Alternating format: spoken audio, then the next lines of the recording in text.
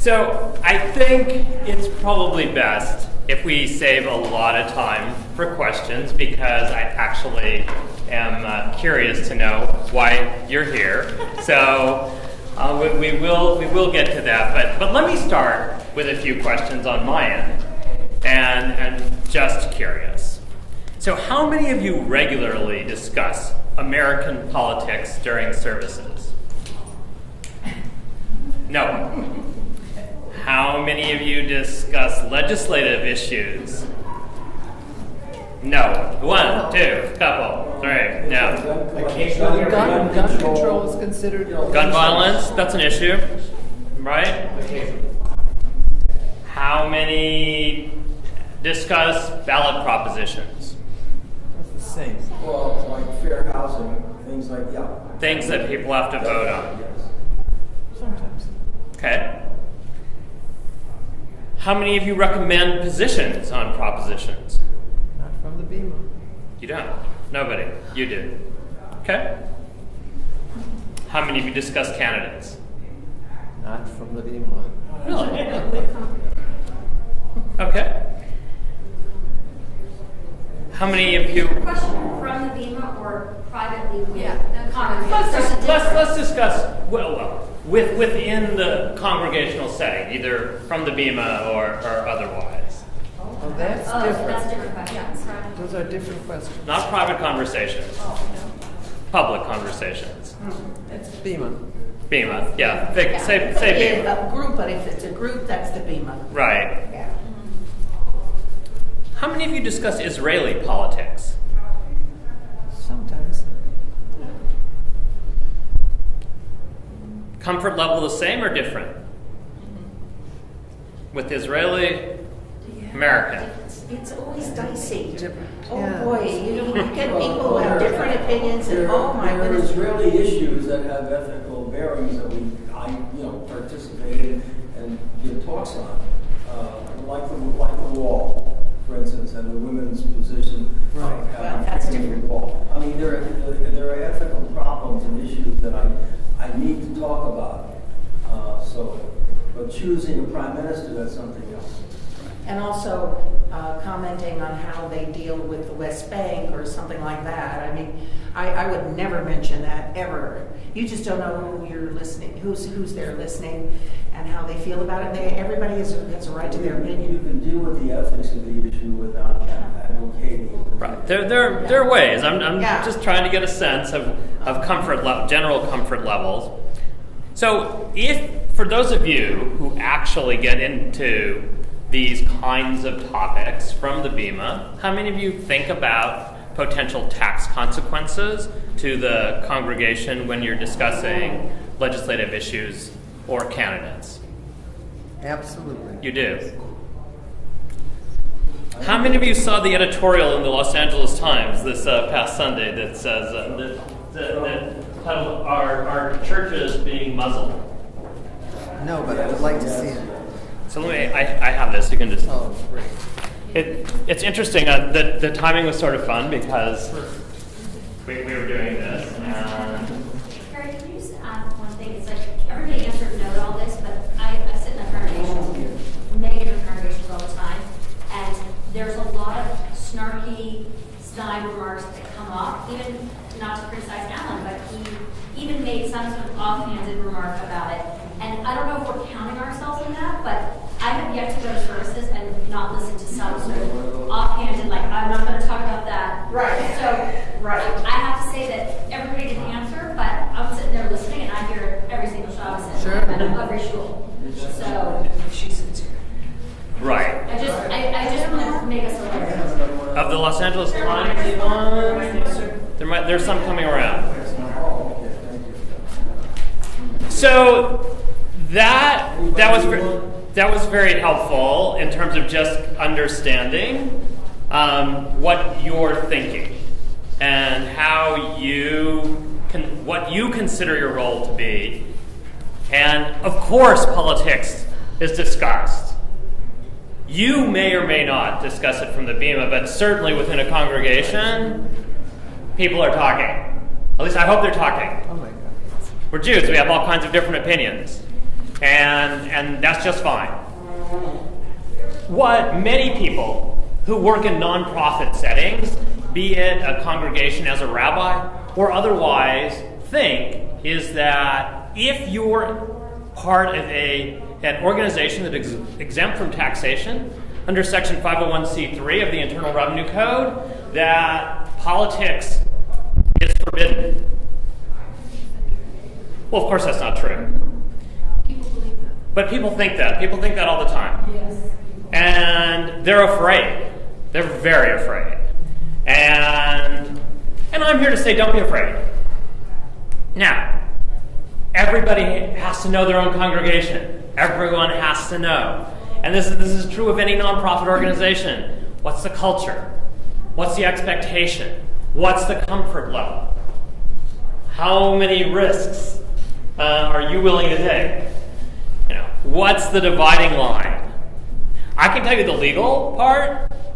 The legal part is usually not the real answer.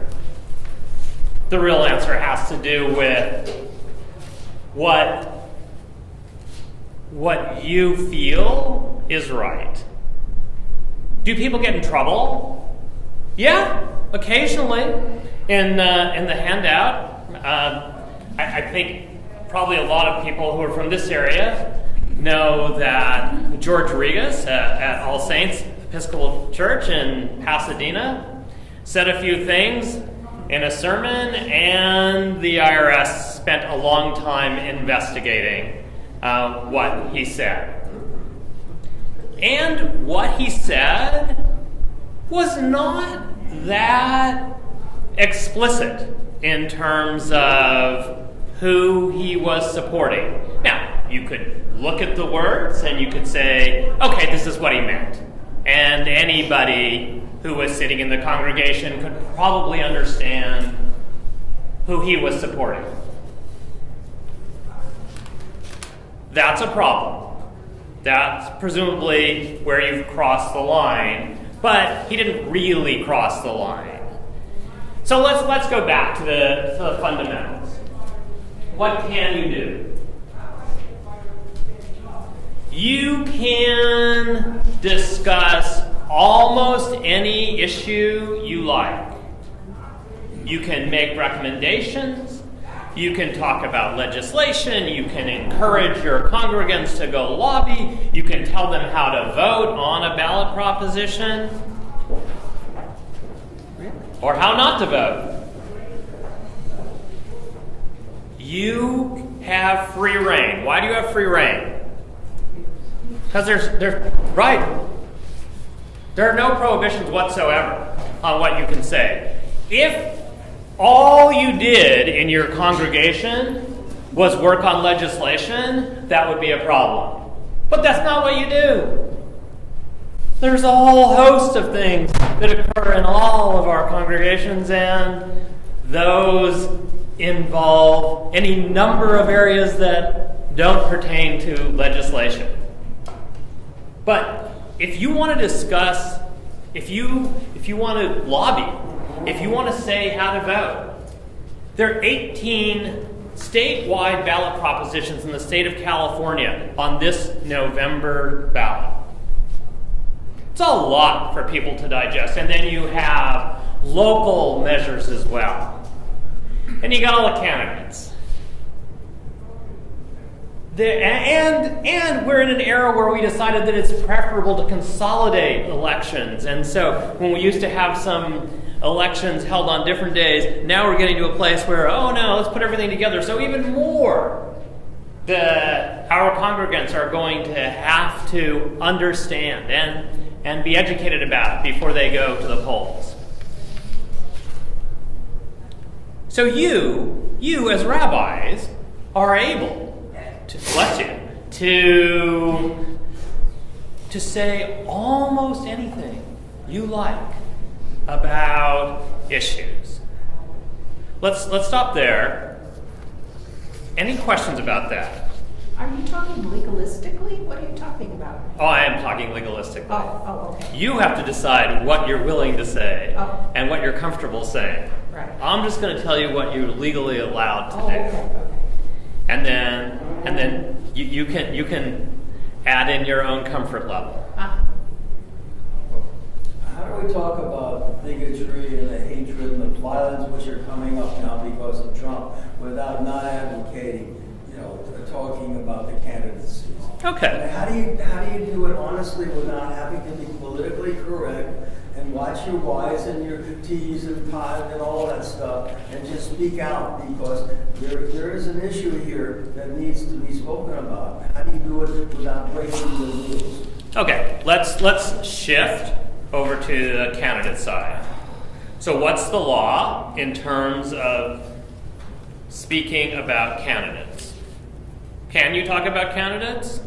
Yes, exactly. What is it that you can say? You can talk about candidates' positions.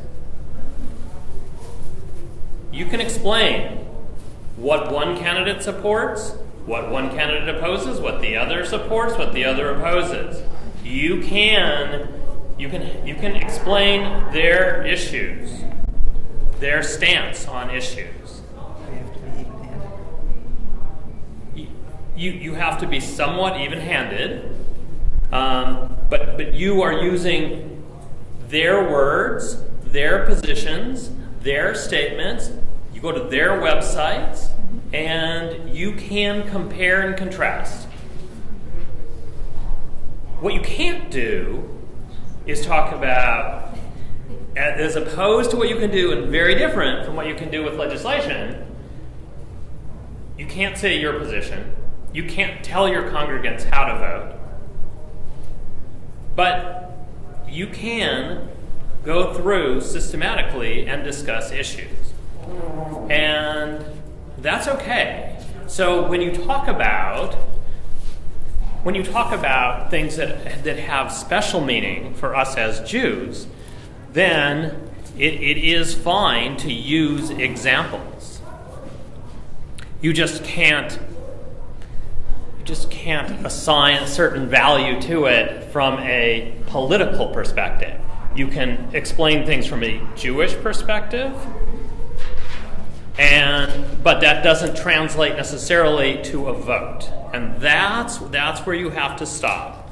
How can you define the line between being spiritual, ethical, religious, and not being political? All my lifetime, I've been accused, things that are social action causes and issues that I feel are necessary to talk about. I've been accused of being political in terms of legislation and so on. Totally fine. Yeah. I mean, if you're comfortable with that, not everyone is. We separate politics and religion, but it's impossible. We don't have to separate politics and religion. For those who are comfortable talking about politics, the law says absolutely fine. I'm just wondering if you use the concept of Lashon Hara as a marker. It actually does guide you on how to talk about people and what they say. Because it's easy to get into that place if you have a personal feeling about someone. And so if you keep that in mind, it might help to keep you in the straight path. Right, so everyone has to do a personal self-analysis and say, where am I comfortable? You can understand that what you are prohibited from doing is Endorse. and you can't endorse. You personally can endorse, not from the Bima. But you can go outside. You can endorse. Your name can be on a list. You can attend. You can contribute to candidates. You can attend a fundraiser. You can Host a fundraiser. You can host a fundraiser. You can speak at a fundraiser. You can do any of those things. You can't do it from the Bima. You can't do it at your congregation. You can't. Go ahead. So I have running in my head, if A equals B and B equals C, then A equals C. So if I'm talking about how our speech, which it is my intent intention to talk about at the high holidays, how our speech is hurtful. And it just so happens that Donald Trump is giving us a world of examples of how speech can do unbelievable harm. So, in that case, hurtful speech equals Donald Trump's words. So then, am I dancing close to the edge of something? Or, because I think I'm only using his words as my example. And you can use his words as examples. Okay. Which is saying, particularly if you compare those words with ethical values Right. that I intend to. we Yes. teach. Yes. And so you can do that. What you can't do is then take that and say, and therefore, Don't vote. Right. right, you need to vote for this person, don't vote for that person, or something akin to that. What George Regas did, though, was pretty similar. So then what you sometimes risk is a complaint. You'll win because you'll be right. No, you'll be right. But you sometimes, and that's that personal decision, you sometimes face people complaining. You sometimes face people saying, you shouldn't be talking about politics. Well, it's perfectly fine to talk about politics legally. That doesn't mean that people can't complain. It's the same thing that we all learn. Anyone can sue you for anything. That doesn't mean that they're right just because somebody decides to make you a defendant. Well, this is another example of there's so much that you can say, and you can use our text, and you can use the words of the candidates themselves. All fine. Yes? There's also a difference between what you say and what you're legally permitted to say and what people hear. Yes. That's what I wanted to say. And I think we need to discuss that because even those offhanded remarks that rabbis say, people are hearing those. And I don't know your name, I'm sorry. Faith, hi, nice to meet you, I'm Sherry. I think that's a treading a tough water, right? We were talking about the ethics of speech, but yet people are going to be like, my rabbi doesn't believe in Trump. I think it's dicey, and I think for congregants, I'm on both sides, right? And I think for congregants, I think it diminishes the rabbis in a lot of ways I really do, because I sit there and think to myself, ugh, this rabbi can't even hold their own because they have to go there with a snarky comment. You know what I mean? But they maybe didn't have to intend that, but it's what we're hearing. And vice versa. So interestingly, there are parts of the law that include intent. This is not one of those, but then we're back to realistically comfort level. And so what is customary within a particular congregation definitely varies. And so while the law sets the limits, your personal comfort is going to vary based on what is, and I'll use the word acceptable, within your own congregation, your community. I can't help it. I want to share something that happened to me a couple of years ago, giving a Rosh Hashanah speech.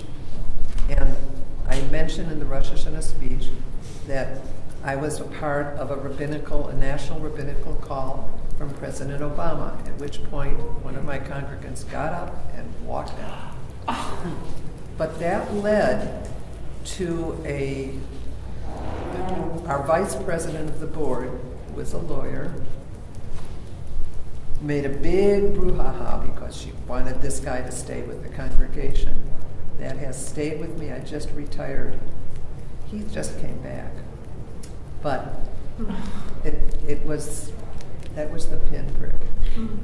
So when you say it's how they, I didn't even say anything other than our president had a rabbinical call for all of us. Right, because what people hear is very different than What he heard. What he heard. Right. Which is a very good point, but it also extends to all kinds of other areas as well. So what we hear when we're sitting in the pews may or may not be what you intended us to hear. And so you can take this issue or you can take any number of others, and you know that.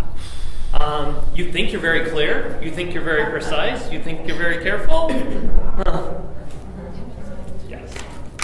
So I think I'm just trying to understand kind of where the limit is. And it comes to mind as sort of the line of questioning that's in educational spheres about sort of where you're allowed to evolve a certain conversation. Bloom's taxonomy, they call it. And there's basic knowledge and information kind of questioning that allows for exchange of what we might call facts. And then there's that compare and contrast. That was the thing that sort of sparked this thinking for me. And then there's these higher levels, which is where we always want to go, of analysis and even synthesis. And that the synthesis is that's where you get into trouble. That's where you get into trouble. That's the point where you say, and therefore such and such should happen, and you're not allowed to do that. But I think what we're all hearing before, and I think you've done an excellent job of sort of teaching us about, like, we can go up to even analysis as long as the intent is appropriate, whatever that means. But then how do we deal with the question I think we're all asking, which is this stigma that happens when, the question of, have you ever said anything about a political candidate on the Bima? And the overwhelming response was, oh, we're not allowed to do that. And I'm really concerned about that. And I've seen, just one more point, I've seen it recently where we went the other way and somebody wanted to talk about being pro-Israel in our community. And what happened was the leadership said, we have to check our 501c3 status. It was used as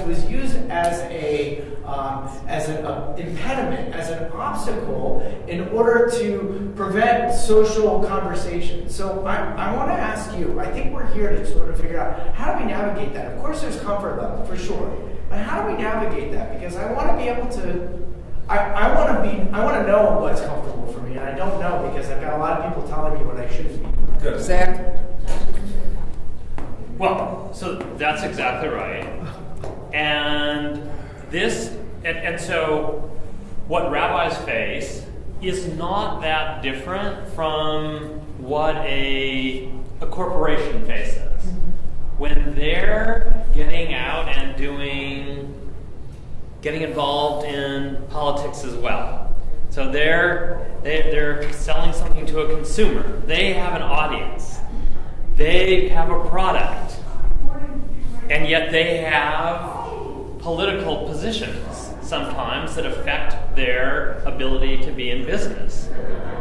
Well, you're just individuals, but you have people who pay lots of attention to whatever you say, and you know that, and when you realize that people are hanging on every word, then you are making that assessment as to what works for your particular community.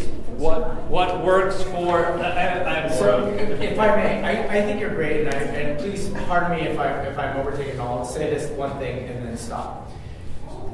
You're dancing right now, and you're doing a great job of it. But the problem is that I have as a rabbi is you on the one hand you say I can say what I want to say, but I'm serving a community of people in which they're looking to me for something to say, and I think the safest thing, which we all feel, is don't say anything. Because if we don't say anything, then that way, Hamilton, my kids are listening to Hamilton right now. And what's Aaron Burr's comment to Alexander Hamilton? Talk less, smile more. Right? That's it. Talk less and smile more. And if rabbis do that, we're going to be just fine. and I think what we're saying is it's a really fine line because we're being thrust right into the center. This is a very contentious time. People are saying things that are hurting other people's feelings and sort of crumbling their identity. So sure, I want to come up and say, I totally disagree with the things that Donald Trump says. By the way, I can say I totally disagree with the things that Hillary Clinton says. That's my politics, right? So it's not a battle of one particular candidate, but if I say that, I better to talk less and smile more, and I'll get to this. So we are. I'm done. We're all dancing. We are, and what you're describing isn't what the law says. You're describing what kind of rabbinate you want to pursue, and that is very personal. And so you can think, I want everyone to love me, and that's the most important part of my rabbinate. Or you can think, it's really imperative that I go out and I pursue some kind of issues. I go to marches, I go to demonstrations, I speak, and some people in the congregation are not going to be happy. Some people will be really happy. That's what we're facing. And those are, in my opinion, personal decisions. I can tell you the law. I can tell you what the law says, but that's not the answer to your question. I can avoid the whole thing and smile more, right? But that's not my inclination. I feel my conscience is, urges me to go and speak on what's happening in the environment today. But if I do, obviously I'm advocating a candidate not to vote for. You can't do that. I'm telling about the environment of hate that's coming up and fear. You can talk about hate and fear. Yeah, but and bigotry in the campaign, and how do people, smart people, they know I'm not talking about Disney World or Donald Duck. Well, but you can. Look. So you can, if you're comfortable doing so, you can talk about the tenor of campaigns. You can talk about what candidates are saying. You can compare the manner in which candidates present their views. You can discuss the issues that they raise without saying here's how you should vote, or you can't vote for someone who does that. It's a thin line. It's a very thin line, and it's. Can I say that it's not just personal? That's right. It's personal. That's right. Which I think that's really true. But personal for us is also institutional. It's also communal, and so I just want to problematize the word personal, because I think that we, as rabbis, we're holding many pieces of what is personal. You are. I appreciate the clearness that you gave us in terms of the law, because I do feel that's not always entirely clear to institutions. I have definitely been told in my institution things that I know to be factually incorrect about the law, but is their understanding of the law. We cannot do this because of our tax stance, which I know is not true. But I also know that there is such fear. The George Rikas thing is often what's pointed to. Look what happened there, even though in the end it was okay. People don't talk about that. But that there is a confusion about the law, and then there is really what's the bigger thing is, we would think it would just be safer and better not to talk about politics, right? That's the bigger statement. I do think we can talk about Jewish tradition. I think Jewish tradition and sticking to it absolutely allows us to talk about fear and hatred and bigotry and racism and all of those things. And then I have another question for you, which is legal, which is that I'm also part of a C4 in order for me to be able to speak politically directly in a Jews Against Trump campaign. So I'm wondering what I need to do. Like I contributed to the C4 as a member of the C4 in order to have legal coverage to speak against that. Now, I do it obviously as an individual, but is there any concern that that would affect the institution if I'm doing it as a participant in a C4? So it depends what. In a C4 you have far more latitude, and you can address, C4s can have political action committees. C4s can endorse candidates. C4s are really different from a congregation. Any synagogue is a 501c3 organization. So this goes back to you. So you're all individuals. You're all rabbis. If your affiliation is with a 501c4, that is completely different from serving as a rabbi of a congregation. Right, so I serve as a rabbi of a congregation, and I'm a member of a C4. Right. But the C4 part, if you're just a member, you're just a person. So when you're on the Bima, you're a rabbi. Absolutely. And You're an employee of the 501c3 organization. That's exactly right. Or whatever your status happens to be with that 501c3 organization, which then prohibits you from endorsing a candidate. The 501c4 part, that the fact that you're involved in one, that's very nice. That doesn't affect your ability to say anything as a rabbi at the congregation. That I'm clear about. But my participation in that allows me to do advocacy that I can't do as a part of the C3 when I am not at the temple. Well, but you could, without participating in any 501c4 organization, you could easily do all of the same things you can do as part of a 501c4 organization. Those are your First Amendment rights. Those aren't removed because you became a rabbi. Let me go back there. I have had exactly the same issues Susan just said, so agreed, and thank you. And some of my questions were already answered because I serve on a group I'm on the board for a group called People of Faith for Justice, where we do a lot of advocacy and lobbying and things like that. My issue, I guess, just from a rabbi standpoint, is that I serve a small rural congregation that is very politically diverse. We can't walk into this congregation and think where there's all progressive Democrats in there. There's not. And my struggle is this dissonance I feel, or this lack of feeling authentic, that in my life outside or off the Bima, I'm on these justice organizations and carry signs that say Jews reject Trump, and then those signs get posted on social media, and then I have to deal with all of those, navigating all of that. And then from the Bima, it's difficult to do what we do without that part of it, that piece of it. So it's just a general comment that I think many of us struggle with. It's definitely a struggle. It's definitely a struggle, and I understand that. And I think most of us who aren't lawyers, just a regular congregant, understand. We do understand. But you on occasion have those who can't separate the rabbi from the individual, and their view is somehow that when you're off of the Bima, that you're not entitled to a life. And in some ways you're not, but at least politically you are. And that's one of the great privileges we have living in the United States. Yeah.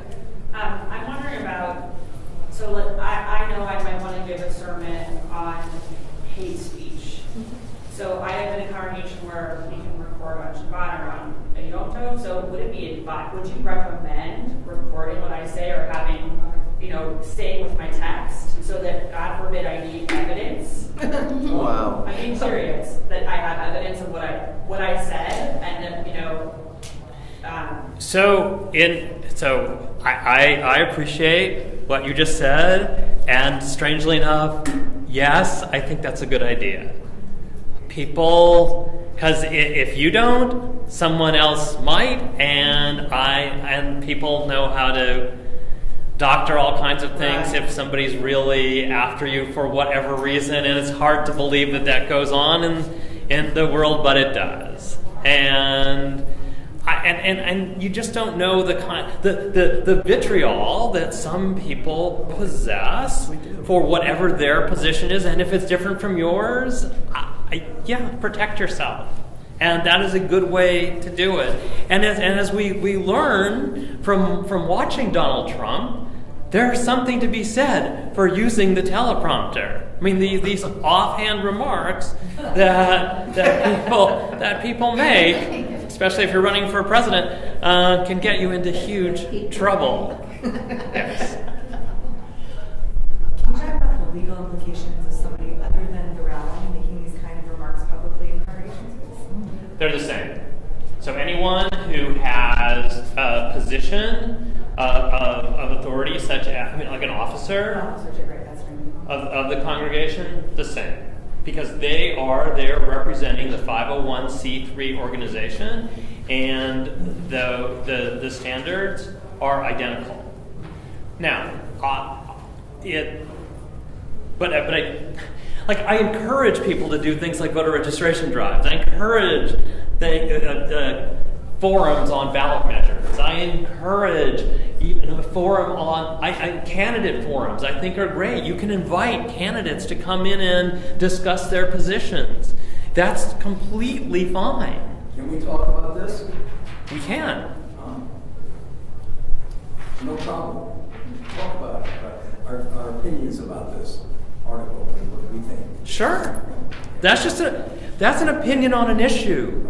That happens to be the law. If you have a different opinion about a law, you can discuss that any time.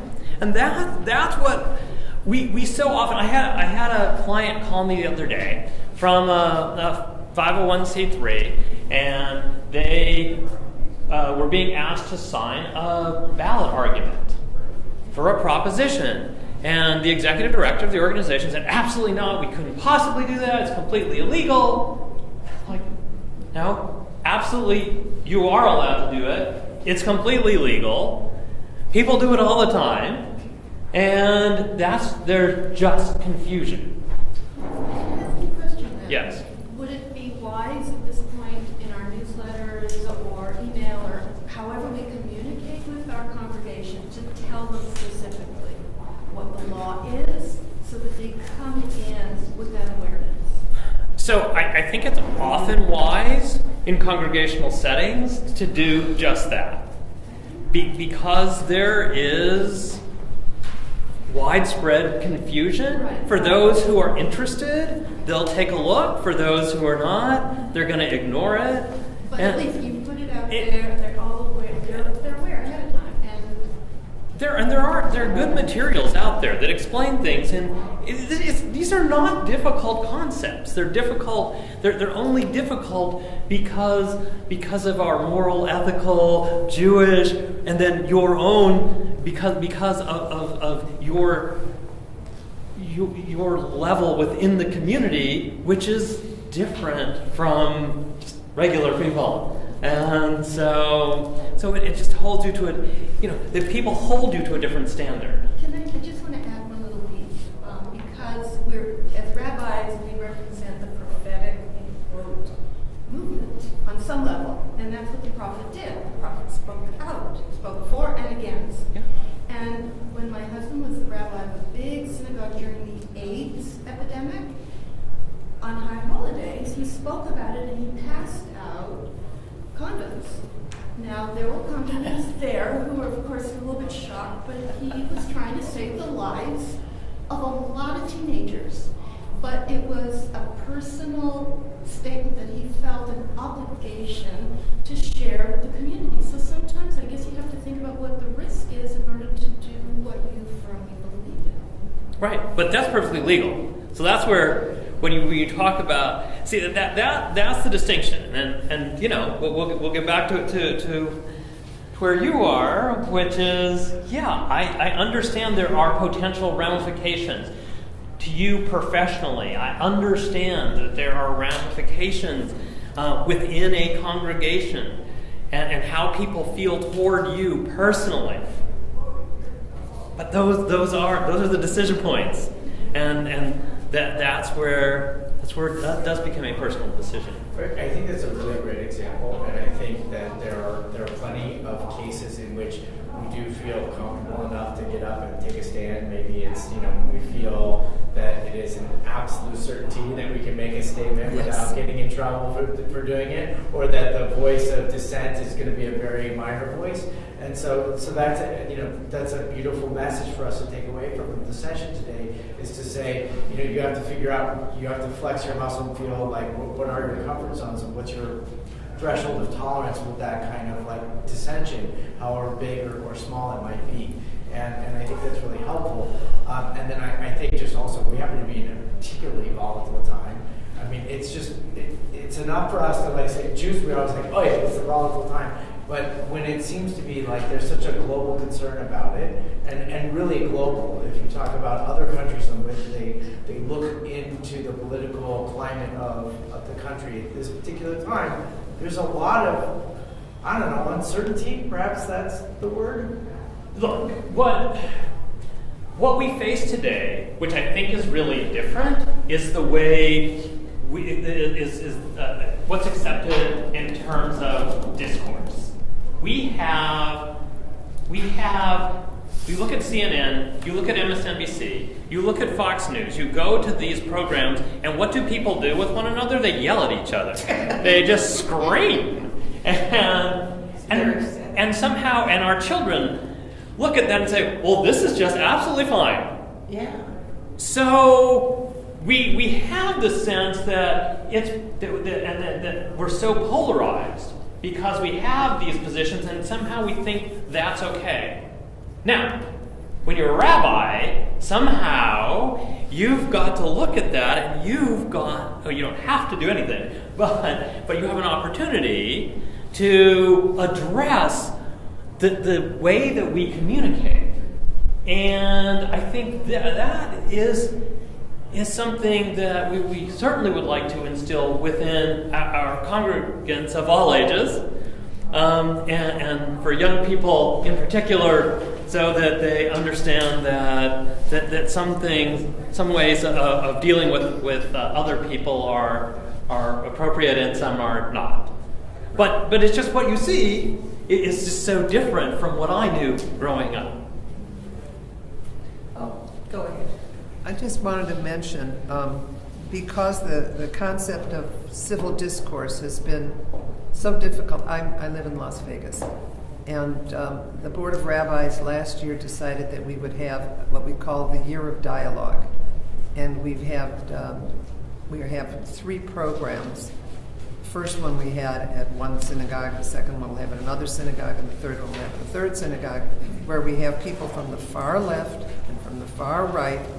And the first, we had one already, and it would have been a totally civil discourse had it not been for a bunch of very vehement Israelis that wanted to be rabble-rousers. And we're having the second one coming up now. But it's so needed, and we can't do it individually in our synagogues, so we're doing it together as a community. That's good. Well, and that's what I was going to say is that, whereas I don't think it's really appropriate to talk about the actual candidates and so on, because for one thing, people stop listening to you, that's for sure. But for another thing, you have to, see, as a rabbi, we have a special in on the really important issues, the personal spiritual path issues. And those are so much more important than these silly things. And we can talk about these things from that spiritual pathway place. And then it isn't objectionable, and you can reach an open ear and an open heart much easier, I think. Well, Yeah. but so you're giving a perfect example of your comfort level. Oh, There are right. there are others who would say, I want to be provocative. Oh, okay. And they feel that's their rabbinate. That's what they went to school, they got ordained, so they could go out and be an activist. And that's how they see themselves. And that's fine for them. Yeah. That's not fine, I'm hearing for you. Right. And so those are those personal choices. And so when we look at what does the law allow, Well, we can say that, Yeah. but where are you comfortable? Where is your congregation comfortable? There's a third part, and that's over many Aron Kodesh. We see Da mi lifnei ata umei. If you have to know your audience as well as Right. Them and them. Right. Any other questions? Ooh, it's freezing. It is very cold. Thank you very much. Thank you.